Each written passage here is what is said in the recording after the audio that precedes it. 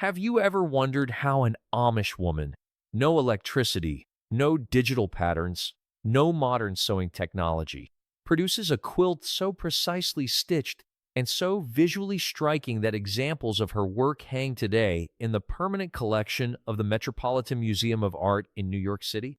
Solid colors, only the first and most immediately visible characteristic of a traditional Amish quilt, is the fabric itself. Every piece of fabric in a genuine old order Amish quilt is solid, a single, unbroken color with no print, no pattern, and no decorative weave. Printed fabric is considered too fancy, too ornamental, and too worldly for use in a community whose ordnung governs every aspect of dress and household goods. The same principles that prohibit patterned clothing prohibit patterned fabric in quilts. This restriction, which might seem like a limitation, is actually the source of much of what makes Amish quilts visually distinctive and artistically powerful.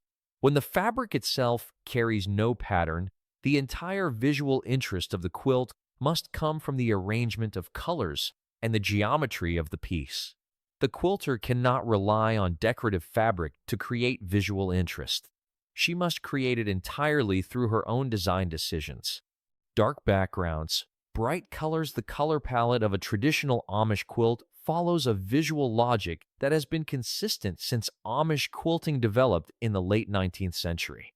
The background and border fabrics tend toward dark, saturated tones: black, deep navy, dark purple, forest green, and rich burgundy.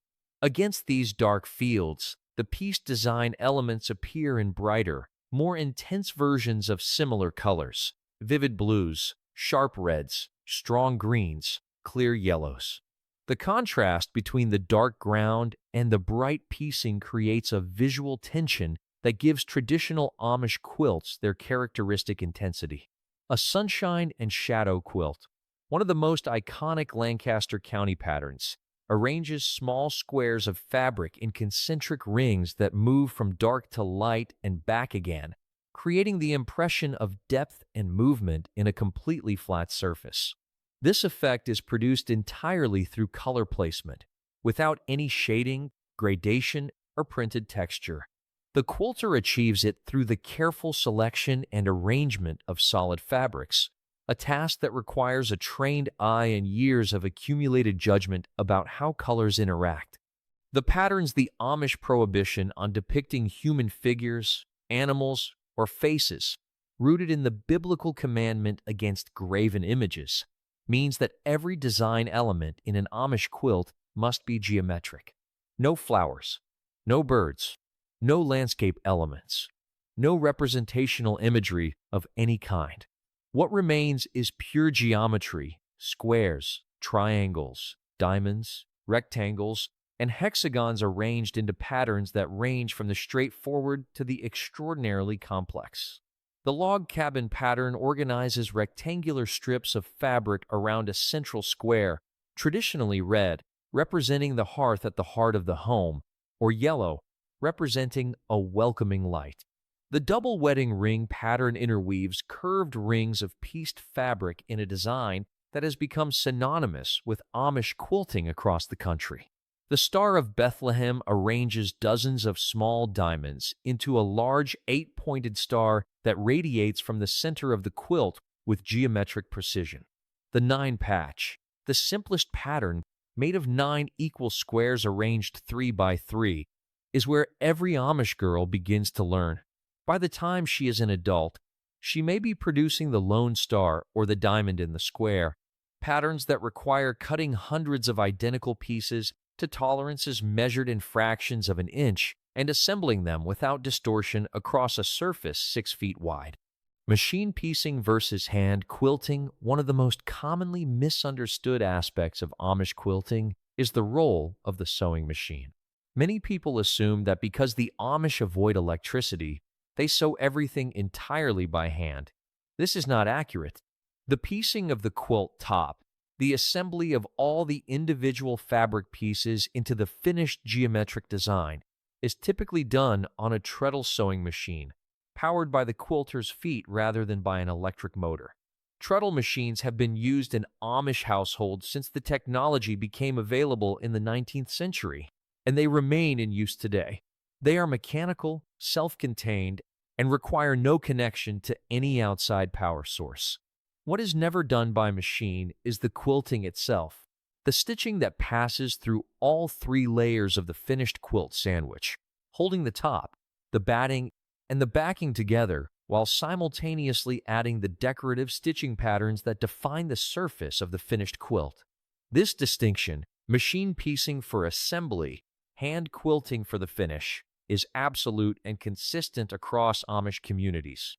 The line between what the treadle machine does and what the needle and thread do by hand has not moved in over a century of Amish quilting practice. The machine assembles, the hand finishes, and the hand finish is what separates an Amish quilt from everything else. What that standard actually means, the quality standard by which Amish hand quilting is measured is stitches per inch. The number of individual needles passing through all three layers of the quilt that appear within a single linear inch of quilting thread. 8 stitches per inch is the standard associated with high-quality Amish hand quilting.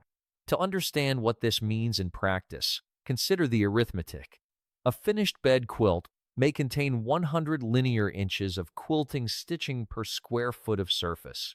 A full-size quilt covers roughly 30 square feet. That is 3,000 linear inches of quilting across the surface of a single quilt. At 8 stitches per inch, the finished quilt contains approximately 24,000 individual hand stitches. Each one passed through 3 layers of fabric and batting with a needle held between the quilter's fingers. Each one pulled to a consistent tension that keeps the surface flat without puckering. Each one placed at a consistent depth that keeps the stitch length uniform on both the top and the underside of the quilt. The tool used to protect the finger pushing the needle from the underside is a thimble, a small metal cap that has been worn by Amish quilters for generations.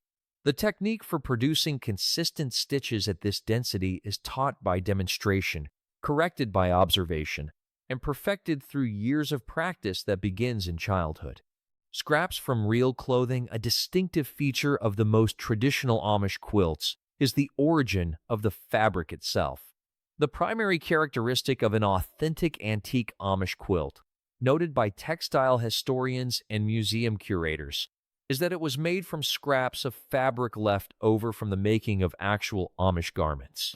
The same wool or cotton used to make a father's trousers, a mother's dress, a child's shirt, or a grandmother's cape becomes, when the garment wears out or the cutting produces remnants, material for the next quilt.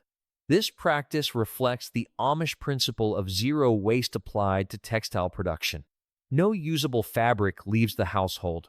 Scraps are carefully sorted and stored, sometimes for years, until enough of the right colors and weights accumulate to begin a project. The result is that an old Amish quilt made from family clothing scraps is literally made from the fabric of that family's daily life. The dark blue of a father's Sunday vest, the deep green of a teenage daughter's dress, the black of a grandmother's apron.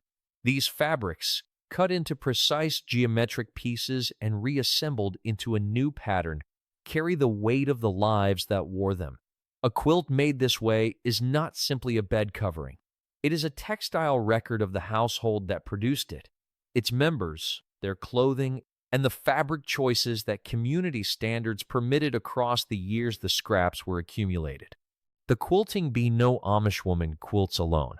The quilting bee, a gathering of women from the community who assemble at a home to work together on a quilt, is one of the oldest and most consistent social institutions in Amish community life. The quilt frame, a large rectangular structure that holds the 3 layers of the quilt taut while the stitching is applied, is set up in the largest room available. Women sit around its perimeter, each working the section of quilt closest to her position, moving inward as the outer sections are completed. A quilting bee is not simply a labor-sharing arrangement, though it is that. It is a primary social event, one of the few occasions when women from across the community gather specifically to spend extended time together. Conversation happens continuously across the frame. Community news is shared. Younger women observe how more experienced quilters handle difficult sections and transitions. Children too young to stitch sit nearby and watch. The quilting bee is where the transmission of technique happens most naturally, not through formal instruction, but through proximity, observation, and the quiet correction of a neighbor who notices that a stitch is too long or a tension too tight and adjusts it without making it a lesson. The quilt that emerges from a bee carries the stitching of multiple hands, which means it also carries the collective skill of the community that produced it. Authentic Amish quilt costs an authentic handmade Amish quilt, one produced entirely within an Amish community, pieced on a treadle machine and quilted by hand at the traditional standard, retails for $700 at minimum and commonly for several times that amount, depending on the complexity of the pattern, the quality of the materials, and the reputation of the maker. This price is not a premium charged on novelty. It reflects the actual labor involved in the production of the object. Consider the time required to produce a single quilt at the standard described in this video. The fabric must be selected, sorted, and cut. The pieces must be assembled into the quilt top on a treadle machine.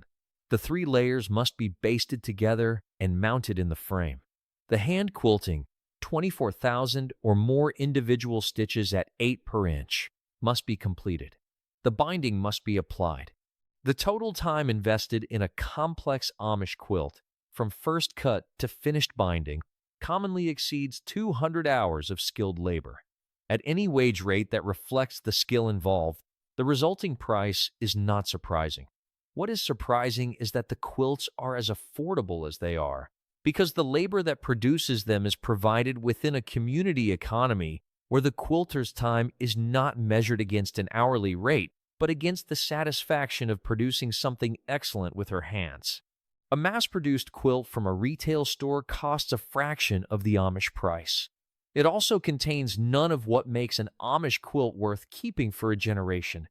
The wedding quilt, the most important quilts in the Amish tradition, are not made for sale. They are made for marriage. The traditional Amish wedding quilt custom, documented across communities in Pennsylvania, Ohio, and Indiana, specifies that a bride enters her marriage with 3 quilts made in her honor. One she makes herself in the months before the wedding, and 2 more made by sisters, aunts, cousins, and community women on her behalf. The groom receives 2 quilts. The 5 quilts together represent the combined labor of the community in preparing the new household for the life it is about to begin. The pattern chosen for a wedding quilt is typically the double wedding ring, interlocking circles of pieced fabric that have symbolized marital union in American quilting tradition since the early 20th century, when the pattern became popular among Amish quilters. The colors chosen for a wedding quilt tend toward lighter, more celebratory tones than the everyday palette, though the restriction to solid fabrics remains absolute regardless of the occasion. These quilts are not brought out for daily use. They are stored, protected, displayed on special occasions, and eventually passed to the next generation as part of a household's textile inheritance. An Amish bride who receives her 3 wedding quilts in the autumn of her marriage year may still have them 50 years later, their colors deepened by age, their hand stitching intact through decades of careful storage. That durability is not accidental. It is the direct result of the stitching standard, 8 stitches per inch, through all 3 layers, by hand, every single one. The modern textile industry can produce a quilt that resembles an Amish quilt in almost every observable characteristic. The same geometric patterns, the same solid colors and similar combinations, the same dark background with bright piecing, the same 3-layer construction. A machine-quilted reproduction of a sunshine and shadow pattern produced in a factory can be purchased for $50 and will look, at a distance, like the object that hangs in the Metropolitan Museum of Art. What it cannot replicate is the hand. Not because hand stitching is inherently superior to machine stitching in every measurable technical dimension. It is not. but because the hand carries something the machine does not. The variation in stitch length that results from a human working across a long afternoon, the slight tension adjustment that a quilter makes unconsciously,